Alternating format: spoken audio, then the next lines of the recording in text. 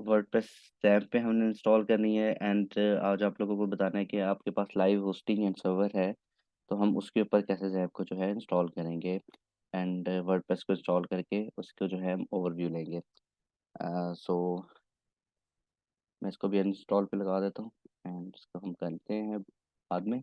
तो first of all जो है हम देखते हैं कि हम अपनी होस्टिंग पे जो है वर्डप्रेस को कैसे इंस्टॉल करते हैं। आज हम पहले वर्डप्रेस की होस्टिंग होस्टिंग पे जो आपके पास अगर कोई रियल टाइम सर्वर है, जैसे आप देखें कि गूगल है या कोई भी, अब जैसे आप कह लें कि दराज डॉट पी के है, ठीक है। अब ये देखें कि ये आपके पास सबके पास जो है इसी तरह शो होगी, ठीक है।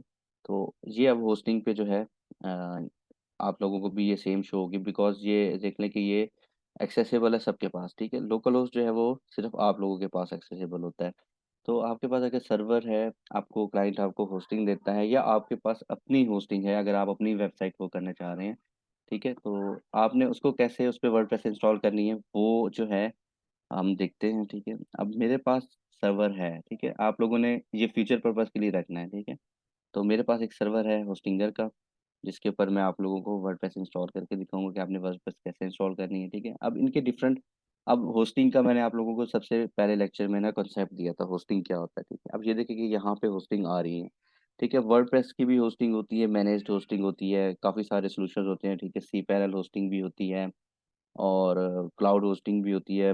अब डिपेंड करता है कि आप जो वेबसाइट बना रहे हैं, आपको ये उसका आइडिया होगा कि हमारे पास इन फ्यूचर जो है ट्रैफ़िक जो है वो इंक्रीज़ कर सकती है।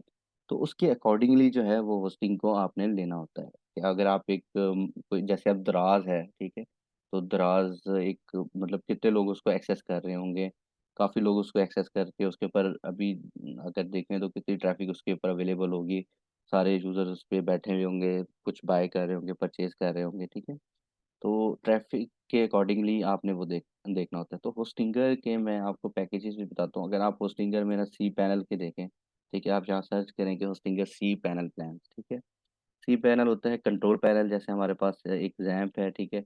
इसी तरह ये हमारे पास पूरी एक्सेस हो जाती है एक सर्वर के ऊपर, जो हमारी होस्ट जहाँ पे हमारी होस्टिंग हमें प्रोवाइड की हुई होती है, ठीक है? तो अब यहाँ पे जो है देखें कि ये तो होस्ट, अब यहाँ पे ये हमारे पास है fast web hosting with C panel.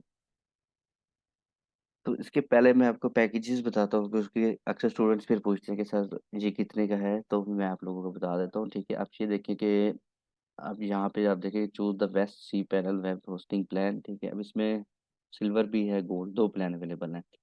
अच्छा, अब इसमें जो है आप देखिए कि 50 वेबसाइट्स लिखी हुई हैं कि 50 वेबसाइट्स आप इसमें कर सकते हैं, इसमें जो है आप 100 वेबसाइट्स कर सकते हैं। बट इट डिपेंड्स कि आपकी वेबसाइट कितनी बड़ी है। अगर आप एक ही इतनी बड़ी वेबसाइट बना रहे हैं कोई बिज़नेस की, जिस पे आपकी ट्रैफ़िक भी ज़्यादा हो, तो आपकी 100 वाली एक पे ही या 2 मैक्सिमम आप उस पे जो है वो यूज़ कर सकते हैं, ठीक है। इसमें डिफरेंट चीज़ें होती हैं, 50 जीबी इसमें एसएसडी स्टोरेज मिलती है, ठीक है। 50 जीबी में क्या-क्या आता है, अब आप देखें कि आप इमेजेस अपलोड कर रहे हैं, तो आपकी एक वेबसाइट कितनी वो ले सकती है, 1.5 जीबी तक जा सकती है, ज़्यादा से ज़्यादा 2 जीबी तक जा सकती है अगर बड़ी से बड़ी है, ठीक है। मेन चीज़ होती है बैंडविड्थ, ठीक है। यहाँ बैंडविड्थ का मैं आपको बताता हूँ कि वो क्या होता है, 1 टीबी बैंडविड्थ लिखा हुआ है यहाँ पे, ठीक है। बैंडविड्थ ये होता है कि आपके एट अ टाइम जो यूज़र्स हैं, ठीक है, 1 टीबी इसकी बैंडविड्थ है, मोस्ट इनफ है। एट अ टाइम यूज़र्स कितने बैठे हुए हैं, ठीक है, 200 यूज़र्स बैठे हुए हैं, 300 बैठे हुए हैं, तो वो पर डे के हिसाब से उन्होंने जो है बैंडविड्थ को ना कैलकुलेट करके आप लोगों को दिया होता है। तो ये 1 टीबी बैंडविड्थ 1 मंथ के लिए, यानी कि अब अगर आपने प्लान ईयरली लिया हुआ है, लेकिन ये आपका हर मंथ जो है ना बैंडविड्थ रिफ्रेश होती रहती है। तो 1 टीबी बहुत ज़्यादा होती है कि आप लोग जो है उसमें से आपके अगर कितने भी यूज़र्स आ रहे हो तो इसमें कोई ज़्यादा इश्यू नहीं होता। बाकी इसमें एसक्यूएल डेटाबेसेस, जो एसक्यूएल डेटाबेस जो इस तरह हमने बनाया, अभी मैं आपको एसक्यूएल डेटाबेसेस का भी बताऊँगा जो आगे हम उसमें बनाएँगे। कि इसमें इन्होंने डेटाबेसेस दिया हुआ है, FTP users, one click installer, ठीक है, ये वन क्लिक इंस्टॉलर वगैरह, तो यहाँ पे ना इज़िली इंस्टॉल कर सकते हैं। तो सर्वर पे अगर हम इंस्टॉल करते हैं, तो वो बहुत ईज़िली इंस्टॉल हो जाता है एंड वर्डप्रेस की जो हम लोकल होस्ट पे करते हैं, तो जो हमने फ़ाइल डाउनलोड की थी, हम उसके थ्रू करते हैं, ठीक है?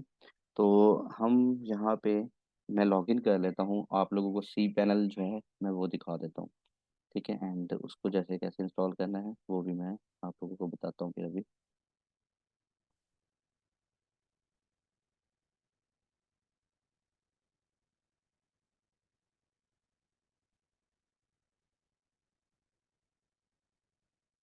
सी पैनल जो है उस आप सी से जैसे कंट्रोल, ठीक है? कंट्रोल पैनल कहते हैं उसको, एक होस्टिंग है, ठीक है? अब जैसे ही हमारे पास मेरे पास ये होस्टिंग आ रही है, ठीक है? यहाँ लिखा हुआ है होस्टिंग, आप देखें तो मेरे पास ये सी पैनल गोल्ड जो मैंने आप लोगों को यहाँ पे जो है ये दिखाया है, ये मेरे पास एक मतलब होस्टिंग जो प्लान है, मेरे पास अवेलेबल है, ठीक है?